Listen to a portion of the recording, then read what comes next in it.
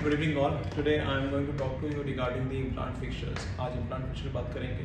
हम इससे पहले कई बार बात कर चुके हैं वेरियस implant components को लेकर के और स्टेप बाय स्टेप पैटर्न में first is the implant fixture.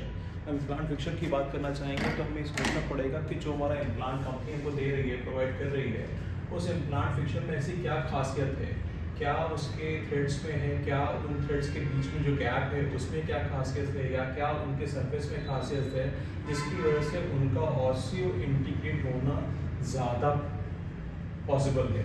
मतलब क्या है कि ऑस्टियो इंटीग्रेट होने की जो फिनोमिनन है उस इम्प्लांट के टाइप में ज़्यादा पॉसिबिलिटी है as compare to other implants. कई बार ये बातें बार बार इसलिए आपको जहन में आ रही हैं क्योंकि ये सारी चीज़ें हमें पता होनी चाहिए. किसी भी इम्प्लांट कंपनी के बारे में थोड़ा बहुत जानकारी होनी चाहिए अगर हम उसका इम्प्लांट यूज़ कर रहे हैं. कई बार आप आगे चल करके पैसिव थ्रेड्स और एक्टिव थ्रेड्स के बारे में भी समझेंगे. ठीक है, वो एक्टिव थ्रेड्स और पैसिव थ्रेड्स क्या हैं, क्या कंपनी करती है उन थ्रेड्स की डिज़ाइनिंग के साथ कि उनको एक्टिव थ्रेड्स कहते हैं या उनको पैसिव थ्रेड्स कहते हैं. इन सारे के बारे में थोड़ा करके हम लोग समझने लगेंगे तो समझ लगेंगे कि कौन सा इम्प्लांट किस बोन में या किस तरह की बोन टाइप ऑफ बोन के लिए बेहतर रहेगा आपका. ठीक है, नॉट एट ऑल यूनानिमस नहीं कहना है कि सारे इम्प्लांट्स हर जगह लगाए जा सकते हैं. ठीक है, लेकिन अगर इससे बेहतर अगर ये इम्प्लांट लगाया जाएगा तो ज़्यादा बेहतर होगा. Let's start talking regarding the fixtures. The first point that comes into our mind is direct contact. What is a fixture? The fixture needs to understand that we need to establish a direct contact between the surface of the implant and the surrounding bone. That is the property of osseo integration की बात करने लगे हम. कहीं फिर से वही बात पहुंच गई आपका. The implant surface roughness affects the rate of osseo integration. हम कई बार ये बात करें हैं कि आपका जितना ज़्यादा रफ सरफेस होगा उतना उसके अंदर रेट ऑफ osseo integration की बात करने लगेंगे. इस रफनेस को अचीव करने का तरीका modifications. We have done a number of modification from time to time, either in the form of the macro modifications, micro modifications और nano modifications. इनके बारे में क्लासिफिकेशन अभी हम आगे बात करेंगे इन सब के ऊपर कि क्या मैक्रो मॉडिफिकेशन होते हैं, क्या माइक्रो मॉडिफिकेशंस होते हैं और किस तरह से हम नैनो मॉडिफिकेशंस को अचीव करते हैं. Coming down to the next point is modifications alter the topography, hydrophilicity and outer coating of the dental implants.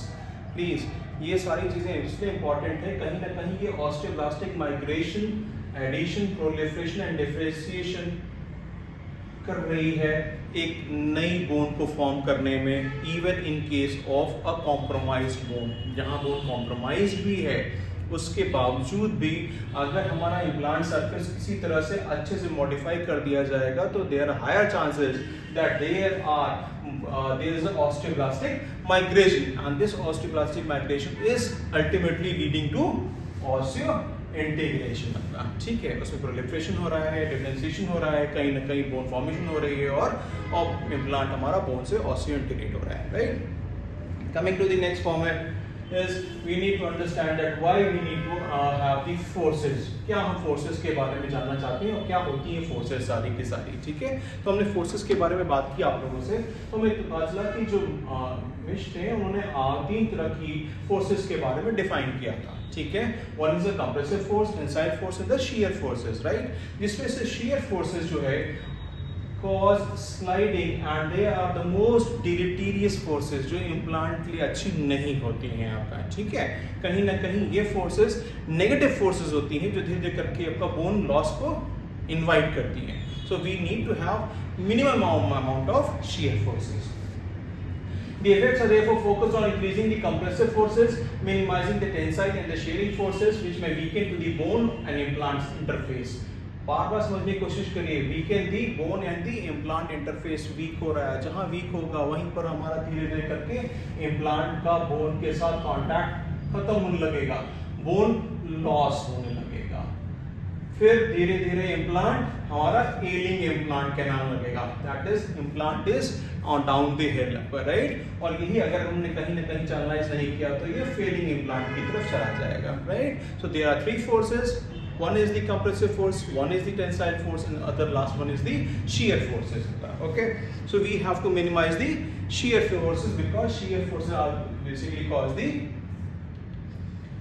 sliding of they are sliding forces. ठीक है, थोड़ा सा आगे बढ़ते हैं. Compressive forces tend to maintain the integrity of bone. क्यों? क्योंकि जितना लोडिंग होता है उतनी ही ज़्यादा बोन के अंदर फोर्सेस ट्रांसफॉर्म होती हैं, वो फोर्सेस कहीं ना कहीं हमारी बोन की ग्रोथ को मेंटेन करने में काम करती हैं, ठीक है। Okay, whereas tensile and shear forces tends to distract or disrupt such an interface.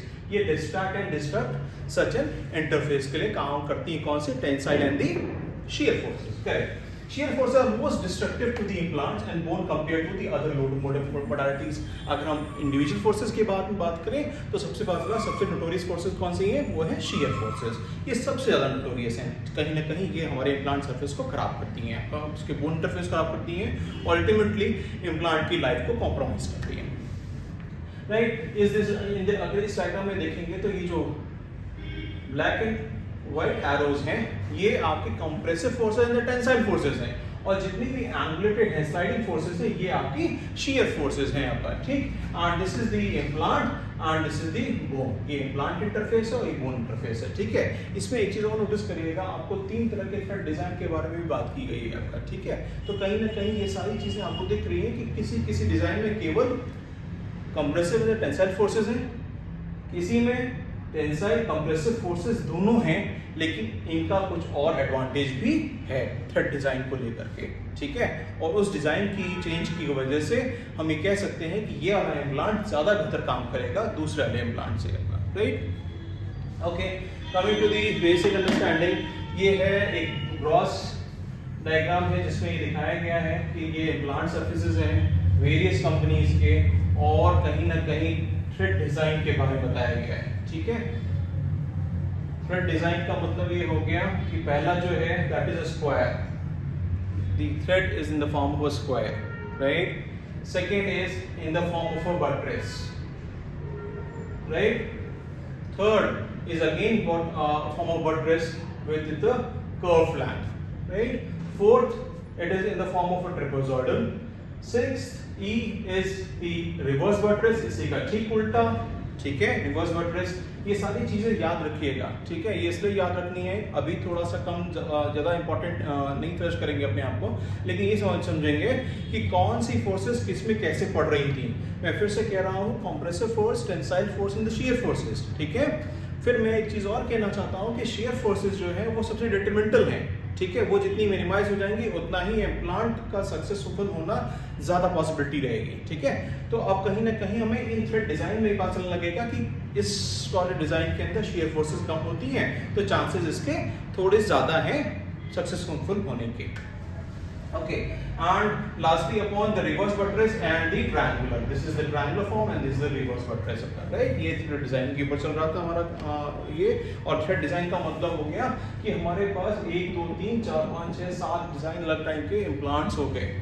Implants ऐसे आने लगे बाजार में जिनका थ्रेड डिजाइन कोई किसी का स्क्वायर था, तो किसी का रिवर्स बट्रेस था, तो किसी का बट्रेस टाइप का था, किसी का ट्रायंगुलर फॉर्मेट में था। तो इस तरह के थ्रेड डिजाइंस धीरे धीरे करके कंपनीज ने इवॉल्व करना शुरू कर दिया, basic on the understanding of the compressive, tensile and the shear forces. From time to time lots of modification has been introduced with the plant design and surface, ठीक है। समय से बहुत सारी चीजें चेंज हुई हैं आपका, ठीक। Okay, then moving forward, surface modification of the implant was to make the surface rough, right. और इसके असेसमेंट करने के लिए एक रफनेस वैल्यू निकाली गई और इसको खोजा था एल्बर्टसन एंड विलबर्ग ने 2004 में, ठीक है। इन्होंने क्या किया कि इन्होंने उसके सरफेस के हिसाब से 4 तरह के इम्प्लांट्स को बता दिया, एक smooth, minimally rough, moderately rough and very rough. That is when the roughness value was something different in various implants. Then how we have achieved the modifications? We have achieved the modifications in the form of mechanical and chemical and biological modifications, ठीक है। हमने implant surface पे कुछ modifications किए, उसके basis पे हमने कहा कि भाई ये मैकेनिकल मेथड्स हैं जिसके वजह से हमने इम्प्लांट सरफेस को मॉडिफाई किया है, ये बायोलॉजिकल मेथड्स हैं जिसकी वजह से हमने इम्प्लांट को मॉडिफाई किया है। अभी यहीं पर रुकेंगे, फिर हम इसके बाद एक और स्टेप करेंगे जिसमें हम इन सारे मॉडिफिकेशंस के बारे में बात कर रहे होंगे। In fact we need to stop at this point, ठीक है। हम यहाँ पर रुकना चाहेंगे कि क्लासिफिकेशन जो इम्प्लांट सरफेस मॉडिफिकेशन का था वो मैक्रो मॉडिफिकेशन का था, माइक्रो लेवल मॉडिफिकेशन का था और नैनो लेवल मॉडिफिकेशन का था। मैक्रो लेवल मॉडिफिकेशन के अंदर कुछ क्राइटेरियाज इंपॉर्टेंट आने वाली थी, वो thread shape, depth, width, pitch, helix angle, crest module, rough and smooth neck, micro threads, machine surface. ठीक है, ये सारे मॉडिफिकेशंस थे आपका जिसके ऊपर हम बात करेंगे आपका in case of macro modifications. हम जरूर इन सब पे बात करेंगे किस पे, that is what are the mechanical and chemical modifications and what are the biological modification of the implant surface to achieve higher rate of osseointegration, right? We are going to stop here, and again in the next lecture we are going to start with the next part of the fixture modifications, or we are also available on the offline platform. किसी को कुछ बात करनी है, पूछना है तो आके पूछ सकता है, right? Thank you all, thank you very much.